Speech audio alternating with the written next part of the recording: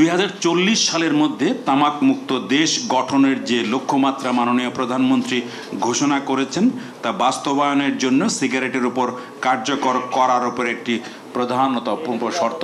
সেদিনের আলাপেও কিন্তু মাননীয় প্রধানমন্ত্রী বলেছিলেন যে সিগারেটের দাম বাড়াতে হবে এবং সিগারেটের কর আরোপ করতে হবে। সেই আলাপেও তিনি কিন্তু 2016 সালের সেই আলাপেও তিনি এটা এনেছিলেন। আমরা সেই সূত্র ধরেই আমরা সিগারেটে কি করে আরও কর বাড়ানো যায়। কর বাড়ানোর উদ্দেশ্য কি? কর বাড়ানোর উদ্দেশ্য সিগারেটটার দাম বাড়ানো। দাম বাড়ানো মানে এটা যাতে সহজলভ্য না হয়, এটা যাতে মানুষের কাছে যেন সহজে না পৌঁছতে পারে, সেই জন্য আমরা এটাকে করছি। আর অন্যদিকে আমাদের কর জিডিপি রেশিও যেটা, সেটাও এই অঞ্চলের সবচেয়ে কম, অ্যারাউন্ড 8%। শ্রীলঙ্কা যে এত দুঃসময় চলছে তারপরেও, কালকে আমি একটি অনুষ্ঠানে গিয়েছিলাম, তারপরেও তারা 12%-এর বেশি তাদের কর জিডিপি রেশিও। তা আমরা যদি কর জিডিপি রেশিও না বাড়াতে পারি তাহলে সারাক্ষণই বিদেশিদের উপর নির্ভরশীলতা আমাদের থেকেই যাবে। সেই জন্য কর বাড়ানোটা খুবই জরুরি এবং আমি মনে করি যে এই সিগারেটে কর এটি একটি অত্যন্ত কার্যকরী একটি উপায় হতে পারে এবং আমরা সেই জন্য এই আন্দোলনটি করছি।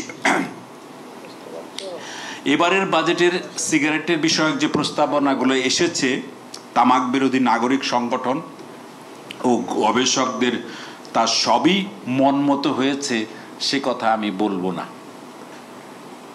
তবুও বাজেটের এই বিষয়ের যে প্রস্তাবগুলো তাকে আমি স্বাগত জানাবো এই কারণেই যে সাম্প্রতিক সময়ের মধ্যে এবারই প্রথম একসঙ্গে সকল স্তরের সিগারেটের দাম যেমন বাড়ানো হয়েছে, তেমনি একযোগে এই সকল স্তরের সিগারেটের উপর সম্পূরক শুল্ক হার বাড়ানো হয়েছে। এটি একটি ভালো, আমি বলবো, উদ্যোগ, একটা শুভ সূচনা।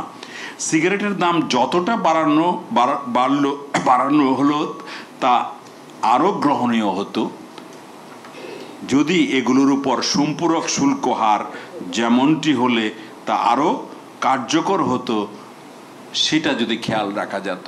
কিন্তু বাস্তবে সেটা পুরোপুরি করা সম্ভব হয়নি। তবু সিগারেটে কার্যকর করার বিষয়ে বাজেট প্রণেতাদের যে আগ্রহ বেড়েছে তা কিন্তু স্পষ্ট প্রতীয়মান হয়।